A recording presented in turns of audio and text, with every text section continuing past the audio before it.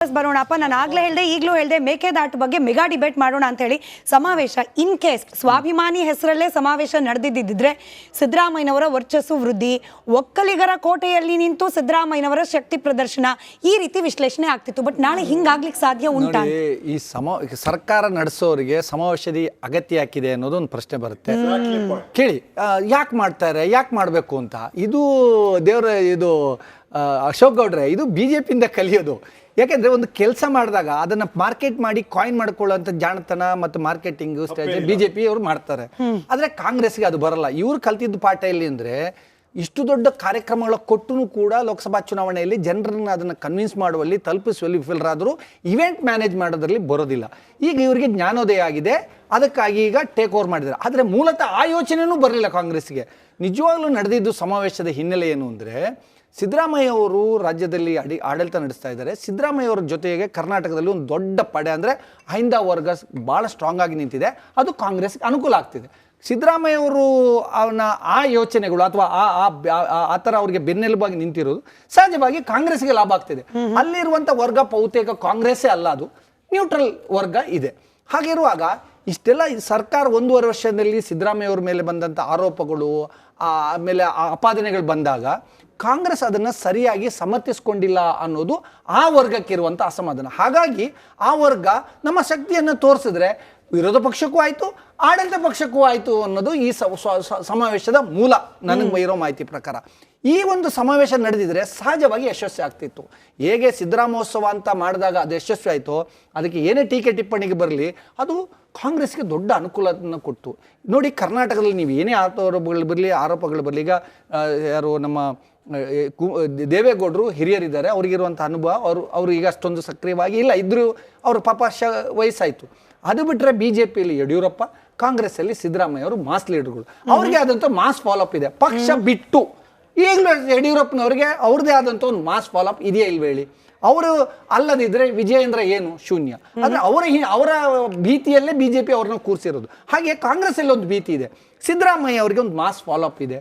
So ಅದನ್ನು ಕಳ್ಕೊಂಡ್ರೆ ಖಂಡಿತವಾಗಿ ಬ್ಯಾಕ್ ಫೈರ್ ಆಗುತ್ತೆ. ಸ್ವಾಭಿಮಾನಿ ಸಮಾವೇಶ ಮಾಡಕೊಟ್ಟವರು ನ್ಯೂಟ್ರಲ್ ಇರುವಂತವ್ರು. ಅವ್ರು ಯಾವಾಗಲೂ ಕಾಂಗ್ರೆಸ್ಗೆ ಅಂದ್ರೆ ಸಿದ್ದರಾಮಯ್ಯ ಅವರಿಗೆ ಬೆಂಬಲಿಸ್ತಾರೆ, ಕಾಂಗ್ರೆಸ್ಗೆ ಬೆಂಬಲಿಸ್ತಾರೆ. ಒಂದು ಚಿಕ್ಕ ಅನುಮಾನ ಬಂದ್ಬಿಡುತ್ತೆ. ಇವಾಗ ಯಡಿಯೂರಪ್ಪನವರು ಮಾಸ್ ಲೀಡರ್ ಅನ್ನೋ ಕಾರಣಕ್ಕೆ ಅನಿವಾರ್ಯ ಆಗ್ಬಿಟ್ರು. ಯಡಿಯೂರಪ್ಪನವ್ರನ್ನ ಕೆಳಗಿಳಿಸಿದ ಮೇಲೆ ಪಕ್ಷಕ್ಕೆ ಡ್ಯಾಮೇಜ್. ಇದೇ ತರದಲ್ಲಿ ಸಿದ್ದರಾಮಯ್ಯ ನಾನು ಇಲ್ಲೇ ಹೇಳಿದ್ದೆ, ಇದೇ ನಟರಾಜ್ ಗೌಡರು ಇದ್ರು. ಕಾಂಗ್ರೆಸ್ಸು ಅವ್ರನ್ನ ಬದಲಾಯಿಸ್ತತೆ ಅಂತೇಳಿ ಬಹಿರಂಗವಾಗಿ ಹೇಳಿ ನೋಡೋಣ, ಇಷ್ಟ ಅಕ್ರಮಗಳು ಬಂದಾಗ ಸಾಧ್ಯ ಇಲ್ಲ. ಯಾಕಂದರೆ ಯಡಿಯೂರಪ್ಪನವರನ್ನ ಎಕ್ಸ್ಪೆರಿಮೆಂಟಲ್ಲಿ BJP ದೊಡ್ಡ ಕೈ ಸುಟ್ಕೊಂಡಿದೆ. ಕಾಂಗ್ರೆಸ್ಗೂ ಅದೇ ಶಕ್ತಿ ಈಗ ಸಿದ್ದರಾಮಯ್ಯ. ಆದರೆ ಸಿದ್ದರಾಮಯ್ಯ ಅವರೇನಾದರೂ ಬೇರೆ ಅದು ಆಮೇಲೆ ಬರೋಣ. ಈ ಸ್ವಾಭಿಮಾನಿ ಸಮಾವೇಶ ಆದಾಗ ಖಂಡಿತವಾಗ್ಲೂ ಅದು ಒಂದು ದೊಡ್ಡ ಸಂದೇಶ ಹೋಗ್ತಿತ್ತು ಕಾಂಗ್ರೆಸ್ಗೂ ಮತ್ತು ವಿರೋಧ ಪಕ್ಷಕ್ಕೂ. ಯಾವಾಗ ಇದು ಕೈಮೀರಿ ಹೋಗುತ್ತೆ ಅಂತ ಗೊತ್ತಾಗ ಸಹಜವಾಗಿ ಅದೇ ಲಾಭ ಆಗೋದವ್ರಿಗೆ ಅಲ್ವಾ, ಅದನ್ನು ಟೇಕ್ ಓವರ್ ಮಾಡುವಂಥ ಪ್ರಯತ್ನ ನಡೀತು. ಅದರಲ್ಲಿ 2 ಉದ್ದೇಶ ಇದೆ. ಒಂದು, ಹಾಸನದಲ್ಲೇ. ಯಾಕೆಂತ ಹಾಸನ ಯಾವತ್ತಿದ್ರೂ ಅದು ಕಾಂಗ್ರೆಸ್ದಲ್ಲ, JDS-ನ ಭದ್ರಕೋಟೆ. BJP ಈಗ ಇತ್ತೀಚೆಗೆ ಅಲ್ಲಿ ಅಂಬೆಗಾಲಿಕ್ತಾ ಇದೆ, ಅದು ಕೂಡ ತನ್ನ ನೆಲೆಯನ್ನು ಅಲ್ಲಿ ಗಟ್ಟಿಗೊಳಿಸ್ತಾ ಇದೆ. ಒಂದು ನಿಮಿಷ, ಯಾವಾಗ ಕಾಂಗ್ರೆಸ್ ಮತ್ತು JDS BJP-ಗೆ ಸಮ್ಮಿಶ್ರ ಆದಮೇಲೆ, ಒಪ್ಪಂದ ಆದಮೇಲೆ ಅದು ಯಾವ ಸ್ವರೂಪ ಹೋಗುತ್ತೋ ಗೊತ್ತಿಲ್ಲ. ಹಾಸನದಲ್ಲೇ ಹಾಸನದಲ್ಲಿ ಮೊನ್ನೆ ಲೋಕಸಭಾ ಚುನಾವಣೆಯಲ್ಲಿ ಕಾಂಗ್ರೆಸ್ ಮೊದಲ ಬಾರಿ ಗೆದ್ರು. ಸೊ ಈಗ ಏನು, ಅವರ ನೆಲೆಯನ್ನು ವಿಸ್ತರಿಸಬೇಕಾದ್ದು ಹಳೆ ಮೈಸೂರು ಅಥವಾ ಉತ್ತರ ಕರ್ನಾಟಕದಲ್ಲ, ಎಲ್ಲಿ ಕಳ್ಕೊಂಡಿದೀವಿ, ಎಲ್ಲಿ ಬಂದಿದೆಯೋ ಅಲ್ಲಿ ಆ ಒಂದು ಸಂದೇಶ ಹೋಗಲಿ ಅಂತೇಳಿ ಈಗ ಕಾಂಗ್ರೆಸ್ ಅದನ್ನು ಟೇಕ್ ಓವರ್ ಮಾಡ್ಕೊಂಡಿದೆ. ಸ್ವಾಭಿಮಾನಿಗಳು ಸಮಾವೇಶ ಅಂತ ಮಾಡೋ ಹೊರಟಂಥ ನ್ಯೂಟ್ರಲ್ ವ್ಯಕ್ತಿಗಳಿಗೆ ದಿಗ ಧರ್ಮ ಸಂಕಟ. ಅವ್ರು ಎಷ್ಟೋ ಜನ ಪಕ್ಷದ ವೇದಿಕೆಯಲ್ಲಿ ಗುರುತಿಸ್ಕೊಳ್ಳಲ್ಲ. ಅವರು ಸಿದ್ದರಾಮಯ್ಯ ಮತ್ತು ಶೋಷಿತ ವರ್ಗಗಳಿಗೆ ಏನಾದ್ರು ಖುಷಿ ಆಗುದಿದ್ರೆ ಯಾವ ಪಕ್ಷಕ್ಕೂ ಹೋಗ್ತಾರೆ. ಯಾವ ಪಕ್ಷ JDS ಅವರು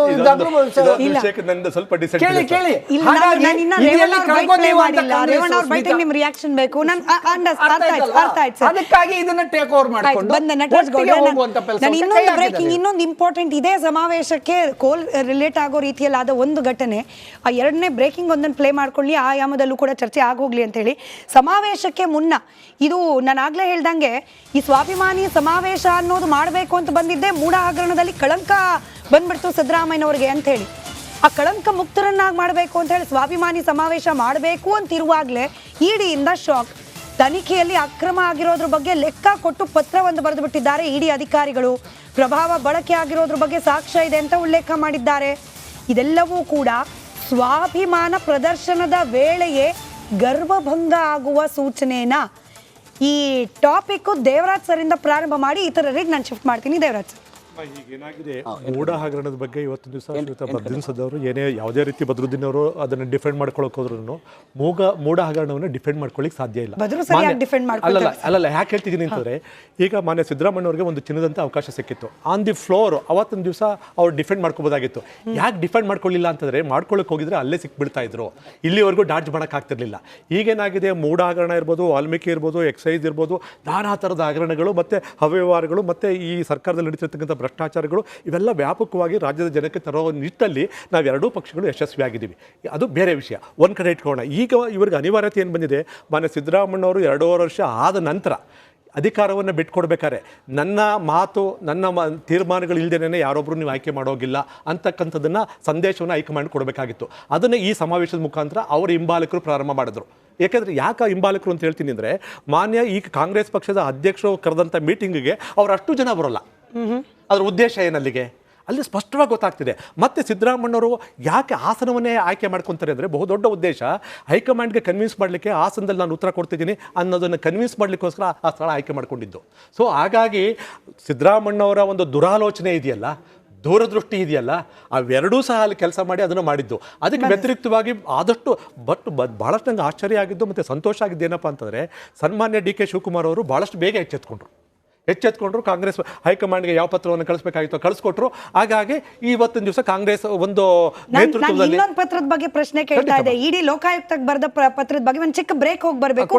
ಟೈಮಿಂಗ್ ಬಗ್ಗೆ ನಾನು ಪ್ರಶ್ನೆ ಮಾಡ್ತಾ ಇದ್ದೆ. ಸಮಾವೇಶಕ್ಕೆ ಒಂದಿನ ಮುಂಚೆ ಈ ಪತ್ರ ಹೋಗಿದೆಯಲ್ಲ, ಇದ್ರ ಹಿಂದೆ ಏನಾದರೂ ಅನುಮಾನ ನಾವು ಪಡಬಹುದಾ ಅಂತ ಹೇಳಿ ಬ್ರೇಕ್ ಆದ್ಮೇಲೆ ಆಯಾಮದಲ್ಲಿ ಚರ್ಚೆ. ಸಮಾವೇಶಕ್ಕೆ ವಾಪಸ್ ಬರೋಣಪ್ಪ. ನಾನು ಆಗ್ಲೇ ಹೇಳಿದೆ, ಈಗಲೂ ಹೇಳಿದೆ, ಮೇಕೆದಾಟು ಬಗ್ಗೆ ಮೆಗಾ ಡಿಬೇಟ್ ಮಾಡೋಣ ಅಂತ ಹೇಳಿ. ಸಮಾವೇಶ ಇನ್ ಕೇಸ್ ಸ್ವಾಭಿಮಾನಿ ಹೆಸರಲ್ಲೇ ಸಮಾವೇಶ ನಡೆದಿದ್ದಿದ್ರೆ ಸಿದ್ದರಾಮಯ್ಯನವರ ವರ್ಚಸ್ಸು ವೃದ್ಧಿ, ಒಕ್ಕಲಿಗರ ಕೋಟೆಯಲ್ಲಿ ನಿಂತು ಸಿದ್ದರಾಮಯ್ಯನವರ ಶಕ್ತಿ ಪ್ರದರ್ಶನ, ಈ ರೀತಿ ವಿಶ್ಲೇಷಣೆ ಆಗ್ತಿತ್ತು. ಬಟ್ ನಾಳೆ ಹಿಂಗಾಗ್ಲಿಕ್ಕೆ ಸಾಧ್ಯ ಉಂಟಾ? ಈ ಸರ್ಕಾರ ನಡೆಸೋರಿಗೆ ಸಮಾವೇಶದ ಅಗತ್ಯ ಯಾಕಿದೆ ಅನ್ನೋದು ಒಂದು ಪ್ರಶ್ನೆ ಬರುತ್ತೆ. ಕೇಳಿ, ಯಾಕೆ ಮಾಡ್ತಾರೆ, ಯಾಕೆ ಮಾಡಬೇಕು ಅಂತ. ಇದು ಅಶೋಕ್ ಗೌಡ್ರೆ, ಇದು BJPಯಿಂದ ಕಲಿಯೋದು. ಯಾಕೆಂದರೆ ಒಂದು ಕೆಲಸ ಮಾಡಿದಾಗ ಅದನ್ನು ಮಾರ್ಕೆಟ್ ಮಾಡಿ ಕಾಯಿನ್ ಮಾಡ್ಕೊಳ್ಳೋಂಥ ಜಾಣತನ ಮತ್ತು ಮಾರ್ಕೆಟಿಂಗ್ ಸ್ಟ್ರಾಟಜಿ BJP ಅವರು ಮಾಡ್ತಾರೆ. ಆದರೆ ಕಾಂಗ್ರೆಸ್ಗೆ ಅದು ಬರಲ್ಲ. ಇವ್ರು ಕಲ್ತಿದ್ದು ಪಾಠ ಎಲ್ಲಿ ಅಂದರೆ, ಇಷ್ಟು ದೊಡ್ಡ ಕಾರ್ಯಕ್ರಮಗಳ ಕೊಟ್ಟೂ ಕೂಡ ಲೋಕಸಭಾ ಚುನಾವಣೆಯಲ್ಲಿ ಜನರನ್ನು ಅದನ್ನು ಕನ್ವಿನ್ಸ್ ಮಾಡುವಲ್ಲಿ ತಲುಪಿಸುವಲ್ಲಿ ವಿಫಲರಾದರೂ ಇವೆಂಟ್ ಮ್ಯಾನೇಜ್ ಮಾಡೋದ್ರಲ್ಲಿ ಬರೋದಿಲ್ಲ. ಈಗ ಇವರಿಗೆ ಜ್ಞಾನೋದಯ ಆಗಿದೆ, ಅದಕ್ಕಾಗಿ ಈಗ ಟೇಕ್ ಓವರ್ ಮಾಡಿದ್ದಾರೆ. ಆದರೆ ಮೂಲತಃ ಆ ಯೋಚನೆಯೂ ಬರಲಿಲ್ಲ ಕಾಂಗ್ರೆಸ್ಗೆ. ನಿಜವಾಗ್ಲೂ ನಡೆದಿದ್ದು ಸಮಾವೇಶದ ಹಿನ್ನೆಲೆ ಏನು ಅಂದರೆ, ಸಿದ್ದರಾಮಯ್ಯ ಅವರು ರಾಜ್ಯದಲ್ಲಿ ಆಡಳಿತ ನಡೆಸ್ತಾ ಇದ್ದಾರೆ. ಸಿದ್ದರಾಮಯ್ಯ ಅವರ ಜೊತೆಗೆ ಕರ್ನಾಟಕದಲ್ಲಿ ಒಂದು ದೊಡ್ಡ ಪಡೆ ಅಂದರೆ ಹೈಂದ ವರ್ಗ ಭಾಳ ಸ್ಟ್ರಾಂಗ್ ಆಗಿ ನಿಂತಿದೆ. ಅದು ಕಾಂಗ್ರೆಸ್ಗೆ ಅನುಕೂಲ ಆಗ್ತಿದೆ. ಸಿದ್ದರಾಮಯ್ಯ ಅವರು ಆ ಯೋಚನೆಗಳು ಅಥವಾ ಆ ಥರ ಅವ್ರಿಗೆ ಬೆನ್ನೆಲುಬಾಗಿ ನಿಂತಿರೋದು ಸಹಜವಾಗಿ ಕಾಂಗ್ರೆಸ್ಗೆ ಲಾಭ ಆಗ್ತಿದೆ. ಅಲ್ಲಿರುವಂಥ ವರ್ಗ ಬಹುತೇಕ ಕಾಂಗ್ರೆಸ್ಸೇ ಅಲ್ಲ, ಅದು ನ್ಯೂಟ್ರಲ್ ವರ್ಗ ಇದೆ. ಹಾಗಿರುವಾಗ ಇಷ್ಟೆಲ್ಲ ಸರ್ಕಾರ 1.5 ವರ್ಷದಲ್ಲಿ ಸಿದ್ದರಾಮಯ್ಯ ಅವ್ರ ಮೇಲೆ ಬಂದಂಥ ಆರೋಪಗಳು, ಆಮೇಲೆ ಅಪಾದನೆಗಳು ಬಂದಾಗ ಕಾಂಗ್ರೆಸ್ ಅದನ್ನು ಸರಿಯಾಗಿ ಸಮರ್ಥಿಸ್ಕೊಂಡಿಲ್ಲ ಅನ್ನೋದು ಆ ವರ್ಗಕ್ಕಿರುವಂಥ ಅಸಮಾಧಾನ. ಹಾಗಾಗಿ ಆ ವರ್ಗ ನಮ್ಮ ಶಕ್ತಿಯನ್ನು ತೋರಿಸಿದ್ರೆ ವಿರೋಧ ಪಕ್ಷಕ್ಕೂ ಆಯಿತು, ಆಡಳಿತ ಪಕ್ಷಕ್ಕೂ ಆಯಿತು ಅನ್ನೋದು ಈ ಸಮಾವೇಶದ ಮೂಲ ನನಗೆ ಇರೋ ಮಾಹಿತಿ ಪ್ರಕಾರ. ಈ ಒಂದು ಸಮಾವೇಶ ನಡೆದಿದ್ರೆ ಸಹಜವಾಗಿ ಯಶಸ್ವಿ ಆಗ್ತಿತ್ತು. ಹೇಗೆ ಸಿದ್ದರಾಮೋತ್ಸವ ಅಂತ ಮಾಡಿದಾಗ ಅದು ಯಶಸ್ವಿ ಆಯಿತೋ, ಅದಕ್ಕೆ ಏನೇ ಟೀಕೆ ಟಿಪ್ಪಣಿಗೆ ಬರಲಿ, ಅದು ಕಾಂಗ್ರೆಸ್ಗೆ ದೊಡ್ಡ ಅನುಕೂಲವನ್ನು ಕೊಟ್ಟು.